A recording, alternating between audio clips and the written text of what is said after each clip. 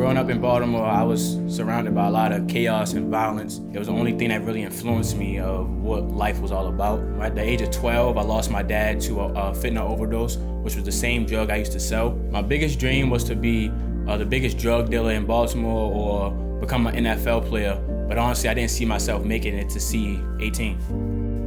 I was a party girl. I was always out with my friends smoking, drinking, fighting, getting into things that we weren't supposed to do. We were influencing ourselves with different boys and having a lot of boyfriends and always just being out there at such a young age.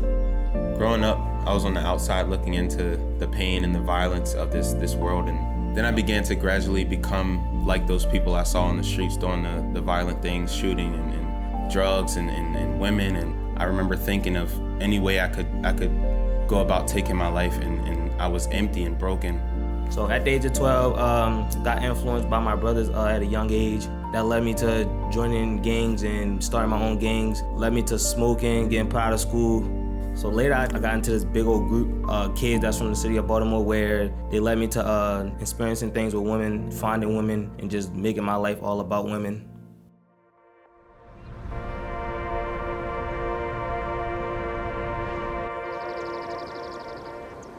One day, me and my 3 buddies was on our way to get in trouble when I heard my name called, and there was 2 Teen Challenge guys that invited me to church. So the day I walked into Hope City Church, I just felt the peace and love around with godly people that care. That experience led me to Hope City Christian Academy. Hope City Christian Academy, what we learning now is how to get love right, and I'm getting discipled now, and just feeling the Holy Spirit and just taking the Holy Spirit and learning more about Jesus. And now I feel a calling in my life for ministry, full-time ministry. Since the day he saved me, I've committed my life to serving him and the people that he died for on these streets, hurting and lost and broken, who don't know they're loved, who don't know they're needed and wanted. I'm now using my voice that once was used to glorify this world and glorify my brokenness to now making original music about my journey with Jesus and about who he is, and I'm leading worship at Hope City. I graduated from HCCA in 2025, and now I'm teaching there in the next school year. Jesus changed my heart, and he showed me what love is through Hope City Christian Academy. Now I am in my senior year at Hope City Christian Academy, and I will be graduating this school year. My plans for after high school is to be obedient to the Lord and go into full-time ministry.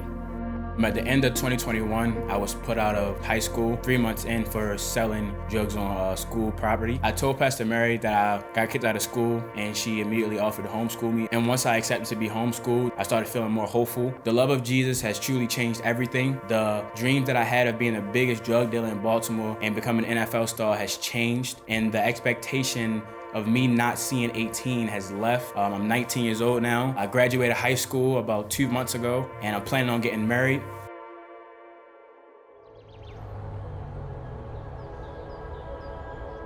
It was the summer of 2021, and we met Tyrone, Jamal, and Perry.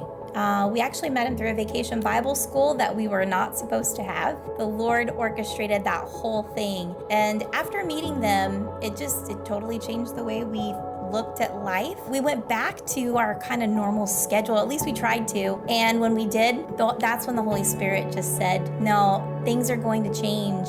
And I was sitting around a conference table with a bunch of other homeschool moms, and that day, Holy Spirit said, who's gonna advocate for the kids that you met out in the city? I think one of the things that we learned from that vacation Bible school was that even though it was unplanned, the way that you obey in those unscripted moments will determine how God can really use you. For us, obedience looked like bringing 4 kids that are not our own biological kids to live in our home. For us, obedience looked like taking home education and turning it into a Christian discipleship academy to help kids in the city. So that's not what everybody's obedience is gonna look like. For you, obedience could be, hey, we're gonna help the Dickey family and Hope City do this because we're not able to do this in our home. Maybe you want to partner with us as U.S. missionaries and give monthly to support the work that we're doing in Baltimore. Maybe you want to contribute to Hope City Christian Academy and help us buy food and computers and the things that we need to be able to make this happen. But all of our obedience looks different at different stages of the game. But all of us can obey the Lord in some way and make a huge impact with whatever we do. So if you would like to partner with us as we walk in obedience in this way, then you can join us by financially partnering by scanning the QR code that you'll see on the screen or by going to hopecityministries.com.